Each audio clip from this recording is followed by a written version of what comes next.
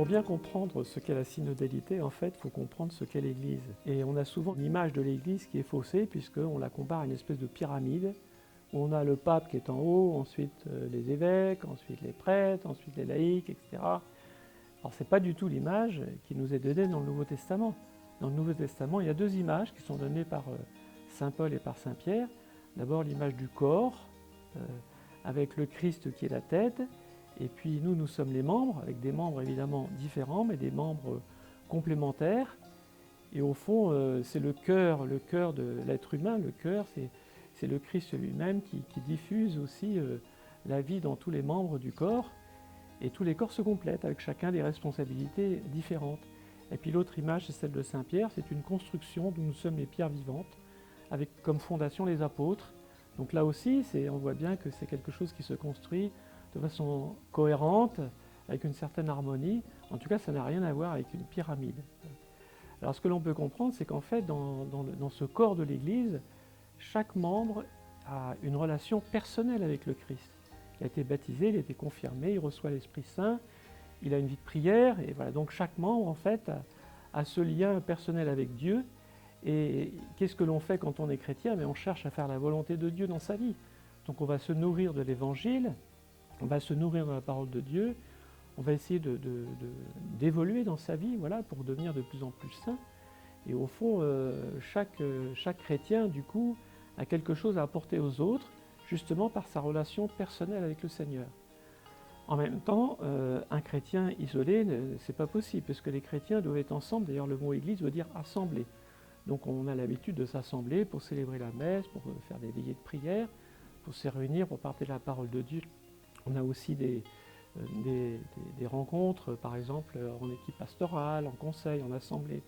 Voilà, tous ces moments-là sont des moments où justement les baptisés peuvent échanger et vivre une dimension synodale de l'Église. C'est ce qu'on appelle la dimension synodale. Voilà. Alors après, si nous avons tous quelque chose à apporter, évidemment, c'est là où le synode peut être intéressant. Alors le synode, justement, c'est sur un sujet précis de pouvoir recueillir l'avis de tous les fidèles, puisque les fidèles ont ce qu'on appelle le sensum fidei, c'est-à-dire en quelque sorte, on peut dire le flair des fidèles. C'est quelque part, c'est-à-dire que le fait qu'il a une relation personnelle avec le Seigneur, eh ben, il sent des choses qu'il faut faire et il peut les communiquer aux autres. Voilà.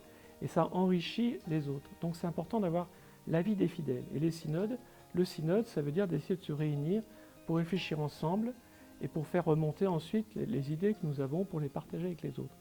Alors évidemment, il y a différentes sortes de synodes. Il y a des synodes au niveau diocésain. Nous, dans le Finistère, en fait, on a en ce moment une démarche synodale. C'est pas tout à fait pareil, mais il y a aussi des questions concernant devenir chrétien en famille, qu'on est en train de partager, qu'on va vivre pendant 3 ans.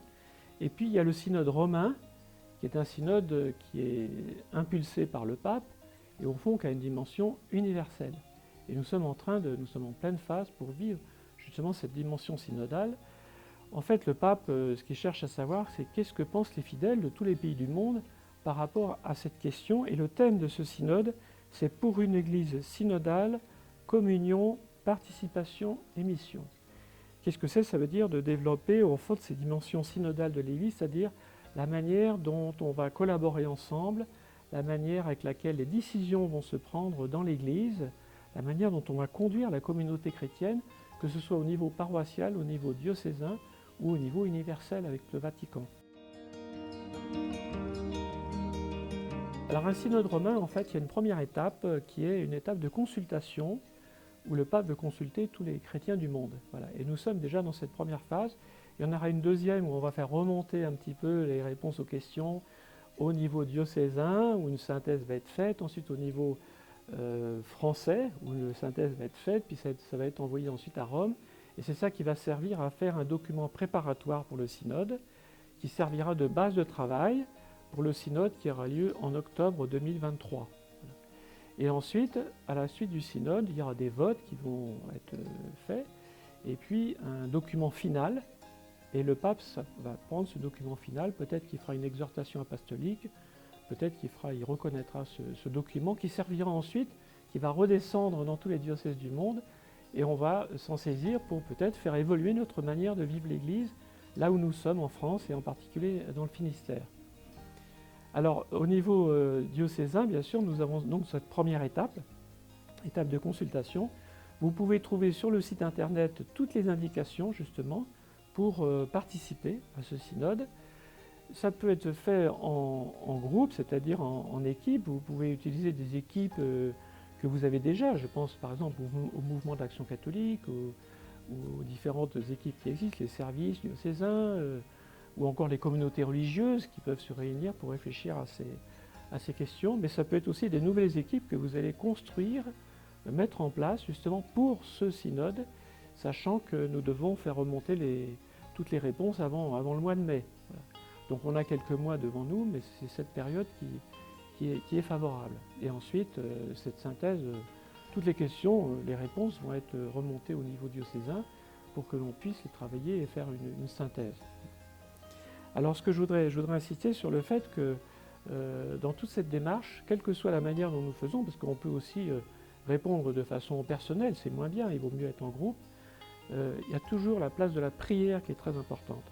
Mais ce que nous voulons, c'est pas seulement donner notre avis personnel, puisque notre avis personnel, il peut être aussi influencé par les idéologies qui traversent aussi le siècle actuel. Et pour nous, l'important, c'est de méditer la parole de Dieu, c'est de nous laisser nourrir par ce que nous dit le Seigneur, de nous laisser toucher aussi par la grâce de l'Esprit Saint, nous laisser conduire par l'Esprit Saint. Donc la place de la prière dans cette réflexion est très importante. Voilà, on commence par prier, par invoquer l'Esprit Saint, et ensuite on se met au travail et on essaie de répondre aux questions. Voilà. Donc c'est une dimension spirituelle qui est très très importante, et donc je vous encourage bien sûr à vivre cette première étape de consultation, et plus on sera nombreux pour le faire, et mieux ce sera, et je pense que c'est un élan qui nous est donné à tous.